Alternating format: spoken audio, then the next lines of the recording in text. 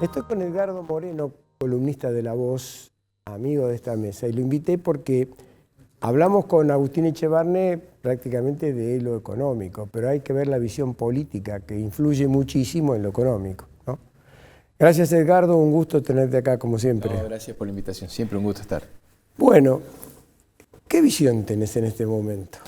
Bueno, escuchábamos recién de Echevarne una descripción, más allá de sus convicciones, de los desafíos que tiene la gestión económica para Milei, ¿no?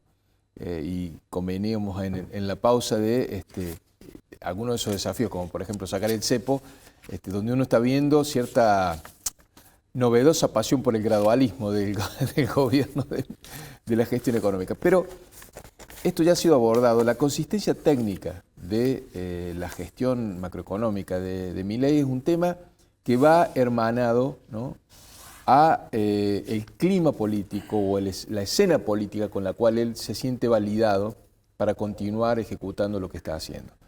Y ahí es donde aparecen, me parece, algunos factores que le dan a Milei todavía le están dando a Milei un amplio margen de acción, de maniobra, para ejecutar, digamos, su programa de estabilización económica con los criterios que él considere más acertados.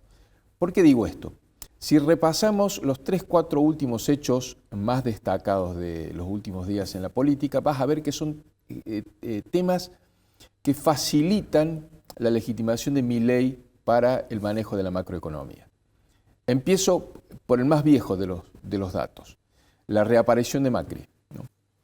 Vos habrás visto que Macri volvió, reasumió la conducción del PRO, sin Bullrich, sin Rodríguez Larreta, e hizo una aparición pública con algunas observaciones al gobierno. Pero yo diría con mucha cautela, porque Macri, en cuanto al rumbo macroeconómico, no le criticó nada a Milei. Por el contrario, le convalidó el rumbo y le reconoció el logro de la baja de la inflación y del camino que tiene, sobre todo en la ejecución de sus objetivos fiscales. Donde fue crítico Macri respecto de Milei fue más bien en el esquema de gestión política, en la conformación de equipos dentro del área del Ejecutivo y también de manera tangencial con la idea que tiene Milei de esta fusión por absorción con el PRO, en lugar de hacer un ejercicio de diálogo y coalición con el PRO, acordado con el horizonte de las elecciones legislativas del año que viene. Pero a los efectos del margen de maniobra de Milei con la economía, la opinión de Macri fue legitimante, o sea, lo respaldó, lo convalidó. Y después tenés dos hechos que a mi juicio también, por defecto de la oposición, legitiman a Milei. El primero fue la crisis venezolana, al sacarse la careta prácticamente el régimen de Nicolás Maduro en Venezuela, de atropellar la última fachada que podría haber tenido de algún mecanismo electoral que signifique la imitación de algunas de las mímicas del sistema democrático, por decirlo de alguna forma, ya directamente una dictadura sangrienta, pura y dura, ha generado una convulsión en toda la región, y el solo hecho de ponerle el nombre de dictadura a lo que es Venezuela es como una divisoria de aguas para el escenario político en toda la región y también en la Argentina. Y en eso Milei tomó la delantera, Macri también se pronunció, pero Milei tomó la delantera y tuvo una posición muy firme, muy dura y muy directa y una enunciación clara de lo que es la dictadura venezolana. Y aquí es donde se produce el defecto de la oposición. O fíjate que hubo un silencio del lado de la principal oposición, que es la liderada por Cristina Kirchner. Primero no dijeron nada respecto del atropello de Maduro en las elecciones, el robo, el fraude, la persecución, la proscripción de los principales dirigentes opositores. No dijeron nada, dejaron correr el tiempo, luego apareció en México diciendo que, bueno, por respetar el legado de Hugo Chávez tendrían que mostrar las actas.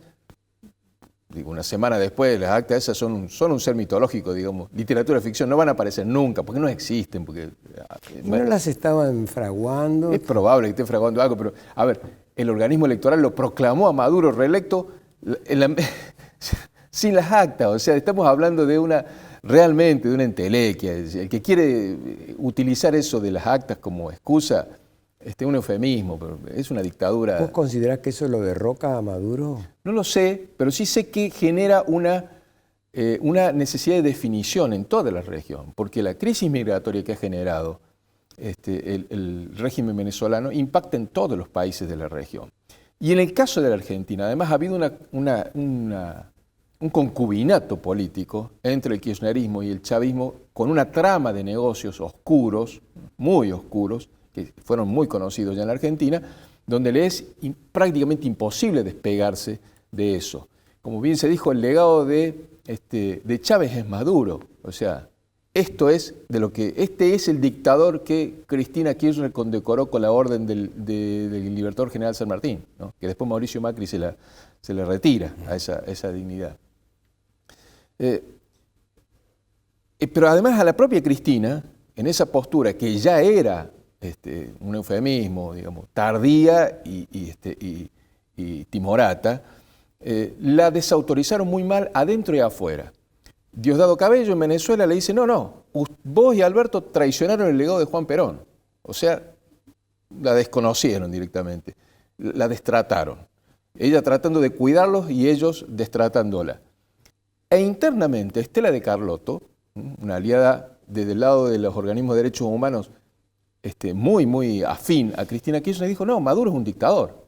O sea, también la desautorizó internamente a esta opinión de Cristina. Aunque, aclaro, aunque dijo eso Carlotto, nunca dijo que Maduro tiene que ser investigado por crímenes de lesa humanidad, por violaciones a los derechos humanos, que es lo que está ocurriendo en Venezuela, y viene ocurriendo desde hace mucho tiempo en Venezuela.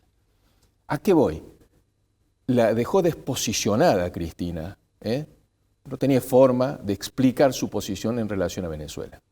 Y como contraste de eso, Milei tuvo una posición muy clara respecto a Venezuela, Macri también. Ese es un elemento. Y luego el último elemento, que en mi juicio está generando un daño enorme en el espacio opositor, es lo que se ha conocido, la denuncia de Fabiola Yáñez contra Alberto Fernández por violencia de género.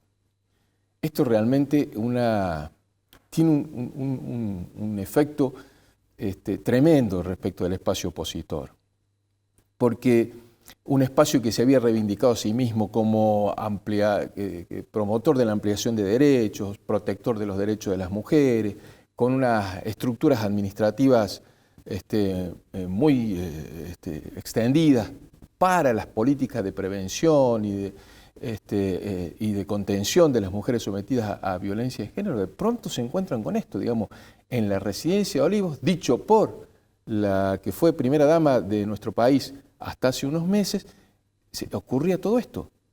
Encima en el marco de una investigación judicial por presuntas irregularidades que difícilmente pueda responder qué estaba pasando ahí Alberto Fernández, que era una ratería comparada con otros casos de corrupción, de pólizas de seguro a sus amigos, en fin. Es muy difícil sintetizar el impacto que esto tiene en el espacio opositor y por defecto lo que legitima al gobierno actual, digamos, porque eso es lo que está enfrente de Milei. Y si eso es lo que está enfrente de Milei, es el último presidente, el que le entregó los atributos del mando a Javier Milei, claramente, digamos, eso es una ventaja para el presidente actual y le da un amplio margen de maniobra, porque al frente no hay nada. Ahora, perdóname, ¿vos creés que Alberto Fernández, dentro del espacio kirchnerismo, peronismo, cristinismo, la cámpora, etcétera, tiene algún tipo? No tiene ningún capital. Cero capital. Cero, a eso me refería. Sí, pero tiene la capacidad de daño de haber sido el vicario puesto por Cristina.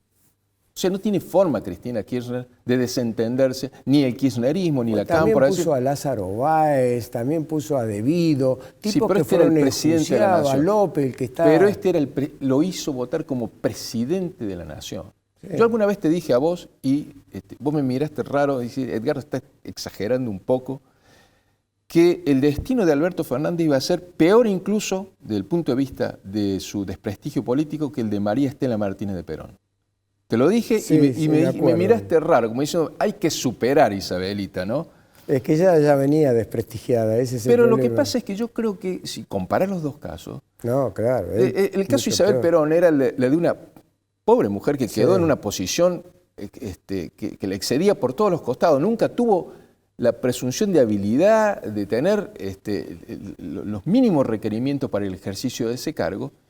Pero el caso de Alberto Fernández es distinto. Lo vendieron como si tuviese todos esos atributos y terminó siendo esto. Sí. Después que él había hablado peste de Cristina, ¿no? Antes de ser elegido para ser presidente. Luego había sido jefe de gabinete, digamos, del matrimonio Kirchner, y después tuvo un momento de tránsito por el espacio de oposición, por lo menos opinaba de manera distinta, y luego fue presentado, digamos, prácticamente como si fuera un estadista. Ahora, perdóname la interrupción, Edgardo, no me gusta ser interrumpido. No, bueno, pero está bien que conversemos. No, porque yo voy a decir algo y enseguida van a decir, ahí está hablando el gorila.